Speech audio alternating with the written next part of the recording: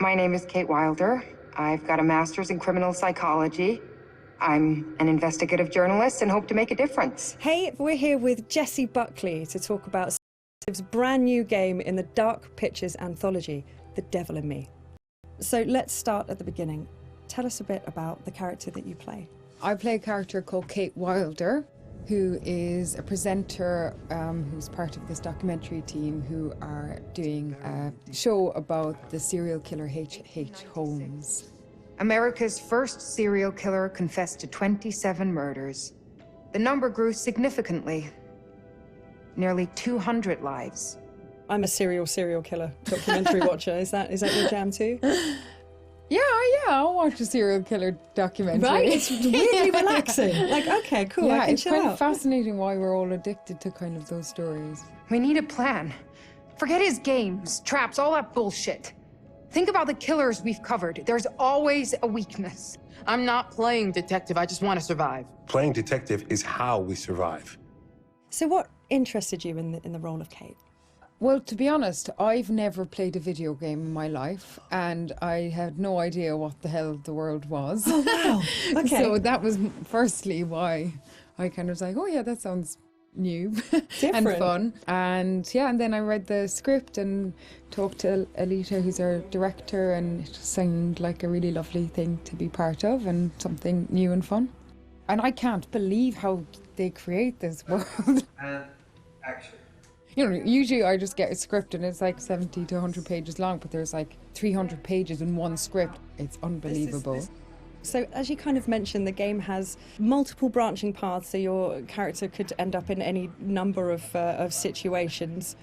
What's it like to film a scene, you know, multiple times with different endings? What I've found is like you can only be in whatever strand you're in at that time and figure out the emotion of it at that moment, because then you can offer up something completely different when you go into a different strand. And it's a very like immediate experience, which I guess is also what a player will feel when they're doing it as well. So I just kind of try and keep my head in where we are right there at that moment. And if I was trying to think of what was happening in the other strand, it would be a disaster. It must be really hard, yeah, because you kind of have this mapping, I suppose, in your brain of what, you know, what the outcomes could be, and then just trying to stay in that moment. It's very interesting stuff.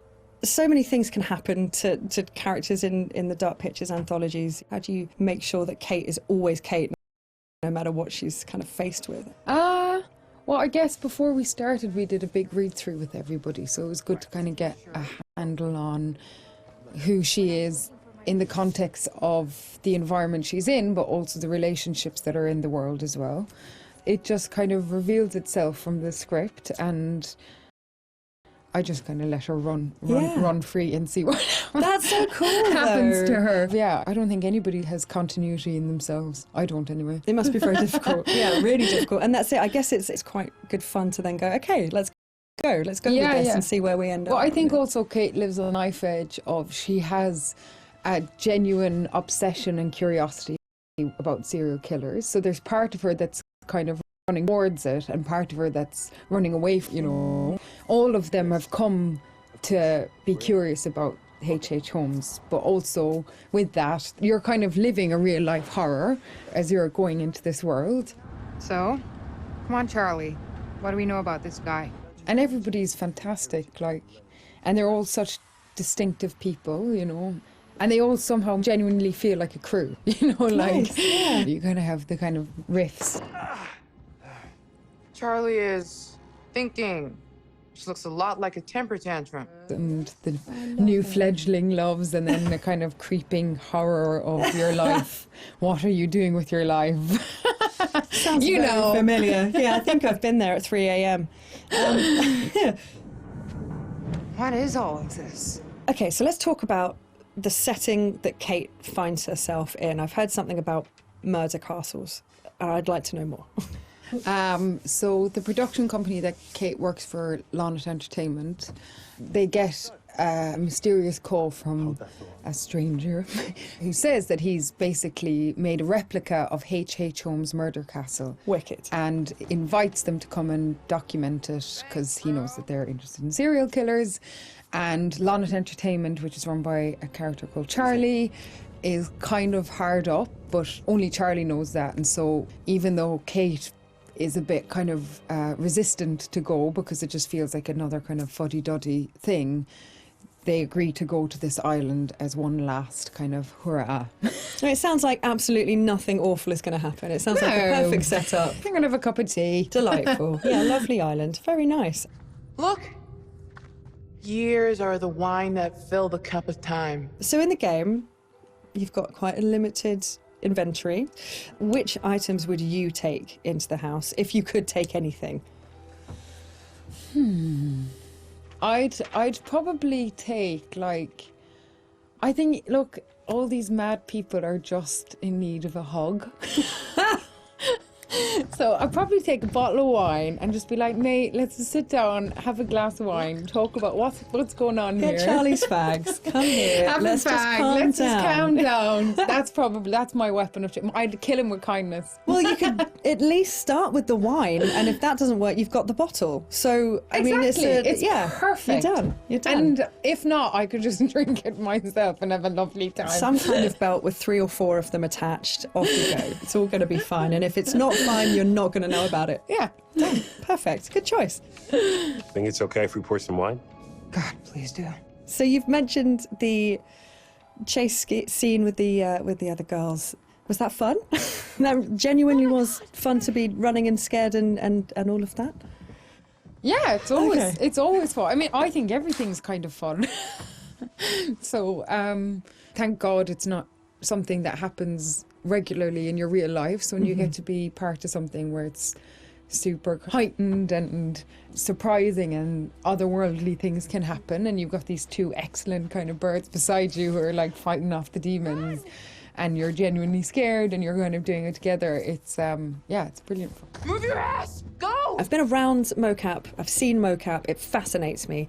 What was that like? And more so, what's it going to be like to see your face in a video game? To wear a mocap is like, I mean, you just feel like you've got a huge nose because you've got this cycling helmet on, but then it has a huge beak at the end where there's a camera. And sometimes when they're putting it on, you can see the other actors already kind of lined up, and it's very close. It's very scary.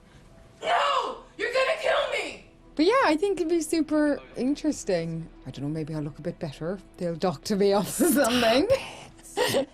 Kate's just a better version of me. Yeah, it'll be really interesting. It's going to be very cool.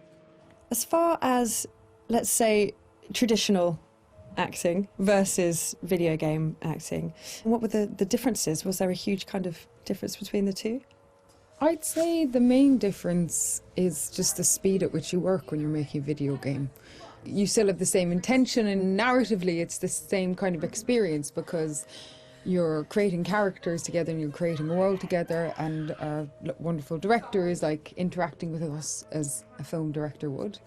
And also you're on a stage where there's little square boxes and there isn't a costume, you know, that's something that's added later, and all that's being caught is the emotions on your face. It must be quite intense when it's just focusing on your face. That must be a real, like, I don't know, like intensive experience. Although, to be honest, like the scripts they're really good, and so I don't really try and think about that too much, whatever the situation. I think if I did think about it, it would be an awful disaster. Yeah, may change the situation entirely. You just kind of listen to everybody else that's there and get on with it. We need a plan. Forget his games, traps, all that bullshit. Think about the killers we've covered. There's always a weakness. You suggesting we invite him to tea and psychoanalyze? I'm suggesting we use our heads. We play his games, we'll lose. It's our best shot.